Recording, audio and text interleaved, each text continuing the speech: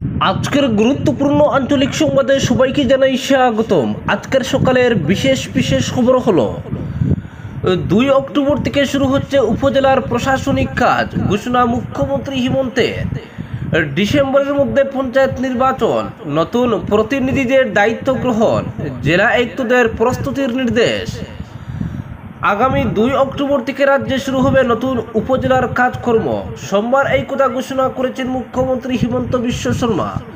এদিন দিশপুরের জনতা ভবনে জেলা আয়ুক্তদের সম্মেলনে বিভিন্ন বিষয়ে আলোচনার পাশাপাশি উপজেলার কাজকর্ম শুরুর দিনক্ষণ জানিয়ে দিয়েছেন তিনি। পাশাপাশি আগামী 31 ডিসেম্বরের মধ্যে পঞ্চায়েত নির্বাচন অনুষ্ঠিত করে নতুন পঞ্চায়েত যাতে দায়িত্ব গ্রহণ করতে পারে সেক্ষেত্রে ব্যবস্থা নিতেও জেলা আয়ুক্তদের নির্দেশ দিয়েছেন মুখ্যমন্ত্রী হিমন্ত। উল্লেখ্য, 2023 সালের আগস্টে তিনসুকিয়া আয়োজিত জেলা আয়ুক্তদের সম্মেলনে উপজেলা গঠনের সিদ্ধান্ত গ্রহণ করা হয়েছিল। প্রশাসনিক সুবিধার্থে মন্ত্রিসভার বৈঠকে রাজ্যে 81টি উপজেলা গঠনের সিদ্ধান্ত গ্রহণ করা হয়। সেই মতোই কাজ এগিয়েছে।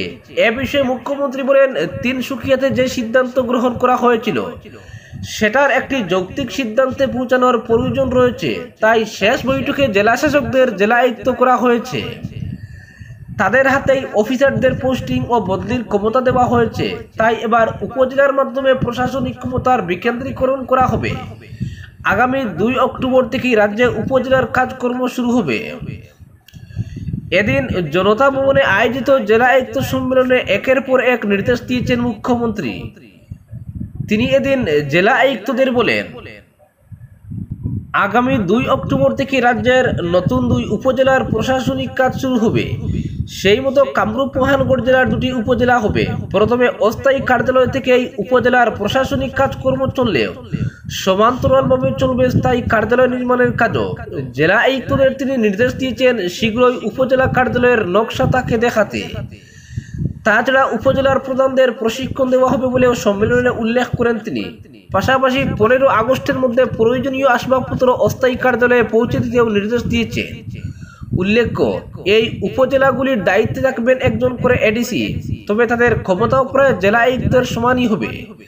তাছাড়া রাজ্যের নতুন রাজ্যপাল আজ শপথ গ্রহণের পর রাজ্য সরকারের শীর্ষ কর্তারা উপজেলা নিয়ে জেলা আয়ুক্তদের সঙ্গে আলোচনা করবেন, যাতে যে কোনোভাবে 2 অক্টোবর থেকে উপজেলার প্রশাসনিক কাজকর্ম শুরু করা যায়। সোমবারের জেলা আয়ুক্তদের বৈঠকের আরও একটি গুরুত্বপূর্ণ দিক হচ্ছে পঞ্চায়েত নির্বাচন। মুখ্যমন্ত্রী এদিন স্পষ্ট বুঝিয়ে দিয়েছেন, ডিসেম্বরের মধ্যে রাজ্যে অনুষ্ঠিত হবে পঞ্চায়েত নির্বাচন। তাই জেলা আয়ুক্তদের তিনি এ সংক্রান্ত সব ধরনের প্রস্তুতি গ্রহণের নির্দেশ দিয়েছেন। তার মতে নতুন পঞ্চায়েত যাতে আগামী 31 ডিসেম্বরের মধ্যে দায়িত্ব গ্রহণ করতে পারে এক্ষেত্রে যাবতীয় ব্যবস্থা গ্রহণ করতে হবে। তাছাড়া একটি পঞ্চায়েতে 3টির বেশি উন্নয়ন খণ্ড থাকতে পারবে না বলেও নির্দেশ দিয়েছেন তিনি। বেশ কয়েকটি জেলার জেলা আয়ুক্তের কাজে যে তিনি একেবারেই সন্তুষ্ট নন সে কথাও সম্মেলনে জানিয়ে দিয়েছেন হিমন্ত। সংশ্লিষ্ট জেলা আয়ুক্তদের নির্দেশ দিয়েছেন জেলার উন্নয়নের কাজ করতে। জেলা আয়ুক্তদের সপ্তাহে একদিন ফিল্ড ভিজিট এবং জেলার বিশিষ্ট ব্যক্তিদের বাড়ি যাওয়ার নির্দেশও প্রদান করেছেন মুখ্যমন্ত্রী। একই সঙ্গে অতিরিক্ত জেলা আয়ুক্তকে সপ্তাহে 2 দিন জেলার কাজকর্ম দেখাশোনা করার নির্দেশও দেওয়া হয়েছে। এদিন সম্মেলনে হিমন্ত জেলা আয়ুক্তদের নির্দেশ দিয়েছেন, প্রতিদিন 1/3 সরকারি আধিকারিককে সাধারণ মানুষের মধ্যে গিয়ে সমস্যার কথা জানতে হবে। 15 দিন পর জেলার অভিভাবক মন্ত্রীর সঙ্গে ভিডিও কনফারেন্সে কাজকর্মের বিষয়ে আলোচনা করতে হবে আয়ুক্তদের। প্রয়োজনে অভিভাবক মন্ত্রীকে জেলা ভ্রমণের জন্য দাবিও জানাতে পারবেন আয়ুক্ত। তাছাড়া সেপ্টেম্বরের মধ্যে প্রতিটি জেলায় নতুন প্রকল্প রূপায়ণের পাশাপাশি সম্পূর্ণ না হওয়া পুরনো প্রকল্পের কাজগুলি শেষ করার চেষ্টা করতে হবে বলেও জেলা আয়ুক্তদের বলেছেন হিমন্ত। সোমবারের সম্মেলনে বিশেষ করে ডিব্রুগড় ও তিনসুকিয়ার জেলা আয়ুক্তদের নির্দেশ দিয়েছেন তেল ও চা শিল্পের উন্নয়নে বিশেষ অগ্রাধিকার দিতে। পাশাপাশি করিমগঞ্জ ও হাইলাকান্দির জেলা আয়ুক্তদের সীমান্ত এলাকার নজরদারির নির্দেশ দেওয়া হয়েছে। একই সঙ্গে চিরাং ও বাক্সার জেলা আয়ুক্তদের মুখ্যমন্ত্রী নির্দেশ দিয়েছেন ভারত ভুটান সীমান্ত এলাকার উন্নয়ন করে পর্যটন স্থল নির্মাণের। অপরদিকে বাজারঘাট থেকে দিল্লি যাওয়ার পথে উধাও হওয়া লরি ও রাবার উদ্ধার, গ্রেফতার এক। বিশাল পরিমাণ নিয়ে উধাও হওয়া চক্রের মূল ফান্ডাকে গ্রেফতার করতে সক্ষম হলো রাতাবাড়ী পুলিশ। সূত্র মতে গত 25 জুন শিলচরের সিজে ডেরেল লজিস্টিক প্রাইভেট লিমিটেড নামের এক রাবার কোম্পানি কাছাড়ের চিরুকান্দিতে থাকা করিমগঞ্জ বাজারঘাটের রাবার ব্যবসায়ী বদরুল হকের কার্যালয়ে যোগাযোগ করে প্রায় ৪৫ লক্ষ টাকার বিনিময়ে ২৪ টন রাবার সিট ক্রয়ের কথাবার্তা পাকা করে সেই মতে সিজে company Guru Nanak road line ট্রান্সপোর্টের WB5360834 নম্বরের একটি লরি প্রেরণ করে করিমগঞ্জের বাজারঘাটে থাকা বদরুল হকের রাবার গুদামে গত ২৭ জুন লরিতে বোঝাই করা রাবার নিয়ে গন্তব্যস্থলের অভিমুখে রওনা হয় লরিটি। কথা ছিল সিজের ক্রয় করা রাবারগুলো ৬ জুলাই গিয়ে পৌঁছবে দিল্লির মুরলি এন্টারপ্রাইজে, যেহেতু সিজে ও মুরলির মধ্যে ছিল মূল বেচাকেনার চুক্তি। এদিকে করিমগঞ্জের বাজারঘাট থেকে রাবার সিট বোঝাই লরি গন্তব্যের উদ্দেশ্যে বেরিয়ে পড়লেও নির্দিষ্ট সময়ের মধ্যে লরিটি পৌঁছায়নি দিল্লিতে। অন্যদিকে লরি চালক অর্ণয় রায় এবং লরির সঙ্গে থাকা লরির মালিক সঞ্জয় সিংয়ের মোবাইল ফোন অফ থাকা এবং লরির লোকেশন না পাওয়াতে উদ্বেগের মধ্যে পড়ে দিল্লির মুরলি এন্টারপ্রাইজ সহ শিলচরের সিজে রাবার কোম্পানি। এভাবে বেশ কদিন লরির খোঁজখবর না পেয়ে রাতাবাড়ি থানায় লরির মালিক ও চালকের বিরুদ্ধে মামলা দায়ের করে মুরলি এন্টারপ্রাইজ। মামলার তদন্তের দায়িত্ব পড়ে নিবিয়া পুলিশের ইনচার্জ রাজপ্রতাপ সিংহের উপর। তদন্তে নেমে রাজপ্রতাপ লরির লোকেশন ও চালক ও লরি চালকের ফোন নম্বর ট্র্যাক করে পৌঁছেন ধুবড়ী জেলায়। সেখানে ইন্ডিয়ান অয়েলের চত্বর থেকে উদ্ধার করেন মালবিহীন লরিটি। এভাবে তল্লাশি চালিয়ে কোকরাঝাড় জেলার নায়কগ্রাম থেকে উদ্ধার করেন প্রায় ২১ কুইন্টাল রাবার সিট, যেগুলোকে বাঁকা পথে অন্যের কাছে বিক্রি করেছিল চক্রটি। এভাবে একের পর এক তথ্য প্রমাণ সংগ্রহ করে পুলিশ পৌঁছে পলাতক লরি মালিক সঞ্জয় সিং পর্যন্ত। রবিবার পুলিশ ধৃত সঞ্জয় সিং লরি ও উদ্ধার হওয়া ২১ টন রাবার সিট সমেত পৌঁছে নিবিয়া পুলিশ ফাঁড়িতে। তবে পলাতক চালকের খুঁজে রয়েছে পুলিশ। এসআই রাজপ্রতাপ সিংহ জানিয়েছেন, আজ পর্যন্ত ধৃত সঞ্জয় সিংকে পুলিশ ফাঁড়িতে রেখে জোর জিজ্ঞাসাবাদ চালানো হবে। বুধবার ধৃতকে সুপর্দ করা হবে আদালতে। অপরদিকে ভৈরবী গুয়াহাটি যাত্রীবাহী ট্রেন চালুর দাবিতে সোমবার সন্ধ্যা ৬টায় কাটলিচুড়া রেল স্টেশনে ধর্ণা বিক্ষোভ দেখালেন কাটলিচুড়া নাগরিক অধিকার সুরক্ষা সমিতি সহ বিভিন্ন সংস্থার কর্মকর্তারা। এদিন নাগরিক অধিকার সুরক্ষা কমিটি সহ বিভিন্ন সংগঠনের কর্মকর্তারা স্লোগানে রীতিমতো সরগরম হয়ে ওঠে খাটলিচুড়া রেল স্টেশন। ইনকলাব জিন্দাবাদ, ভৈরবী গুয়াহাটি যাত্রী ট্রেন অবিলম্বে চালু করতে হবে, জবাব চাই, জবাব দাও ইত্যাদি স্লোগানে নাগরিক অধিকার সুরক্ষা কমিটির নেতৃত্বে বিভিন্ন সংস্থা সংগঠনের প্রতিনিধিরা ভৈরবী গুয়াহাটি যাত্রী ট্রেন সহ একাধিক দাবিতে খাটলিচুড়া রেল স্টেশন চত্বর সরগরম করে তুলেন।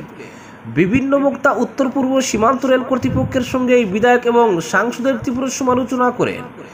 এদিন বিক্ষোভ আন্দোলন কার্যসূচিতে নাগরিক অধিকার সুরক্ষা সমিতির পক্ষে সুশীল চন্দ্র পাল, কল্লাল চৌধুরী, রঞ্জিত দাস, সুদীপ পাল, গোপাল দাস, কাটলিচুড়া সমিতির পক্ষে সভাপতি পার্থ রায়, সম্পাদক মৃন্ময় শর্মা, অসিত বরণ রায়, কুমুদ দাস, রীতা দেব, দীপক কান্তি আইচ, সমর বিজয়নাথ মজুমদার, প্রণব দে, নীলকমল দেব, অরিন্দম রক্ষিত, নিহার রঞ্জন পুরকায়স্ত এবং আরো অনেকে। অপরদিকে প্রবল চাপে পড়ে কাঠিগোড়ায় আত্মসমর্পণ করলো ২ ডাকাত। পুলিশের চাপে পড়ে এবার আত্মসমর্পণ করলো কুখ্যাত ২ ডাকাত। সোমবার ধৃত ডাকাতদের শিলচর আদালতে সুপর্দ করার পর আদালতের নির্দেশে এদের জেল হাজতে প্রেরণ করা হয়। পুলিশের দাবি ১ মাস আগে টিআরকে রোডে সংঘটিত ডাকাতি কাণ্ডে জড়িত ছিল ওই দুজনও। ২০ জুন গভীর রাতে কাঠিগোড়ার টিআরকে রোডে রাস্তা অবরোধ করে একটি অটোরিকশায় ডাকাতি করেছিল একদল সশস্ত্র ডাকাত।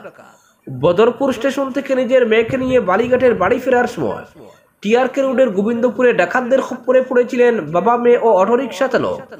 তাদের কাছ থেকে টাকা সহ ডাকাতরা হাতিয়ে নিয়েছিল একটি আইফোন সহ ২টি অ্যান্ড্রয়েড ফোন। ঘটনার পরদিন এ নিয়ে কাঠিগোড়া থানায় মামলা দায়ের করেছিলেন ভুক্তভোগীরা। এই মামলার তদন্ত শুরু করে ১ মাস পর সফলতা পায় পুলিশ।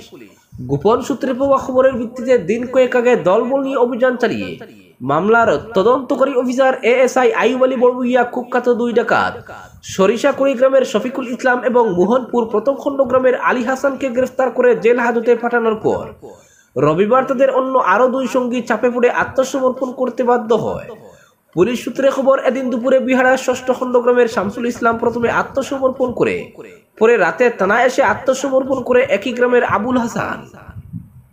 সূত্র জানায়, এদিন দুপুরে কাঠিগোড়া থানার ওসি জোসেফ বি কেইবমের নেতৃত্বে সাধারণ পোশাকের একটি পুলিশ ৩টি গ্রামে অভিযান চালায়, কিন্তু পুলিশের উপস্থিতি আজ করে বাড়ি থেকে পালিয়ে যায় কুখ্যাত এক ডাকাত। গত কদিন থেকে এভাবেই লাগাতার ডাকাত বিরোধী অভিযান চালিয়ে যাচ্ছে পুলিশ। পুলিশের এখনো সাহসী অভিযানের ফলে চাপে পড়ে শেষ পর্যন্ত আত্মসমর্পণ করতে বাধ্য হয়ে ডাকাতরা। এদিকে আত্মসমর্পণ করা দুই ডাকাতকে সোমবার শিলচর আদালতে সুপোর্ট করার পর আদালতের নির্দেশে তাদের জেল হাজতে পাঠানো হয়। ওসি কেইবম জানিয়েছেন, ডাকাত বিরোধী অভিযান অব্যাহত থাকবে। কাটিগুড়ার বিভিন্ন এলাকায় ডাকাতি প্রতিহত করতে বদ্ধপরিকর কাটিগুড়া পুলিশ। আজকের বিশেষ সংবাদ এখানেই সমাপ্ত।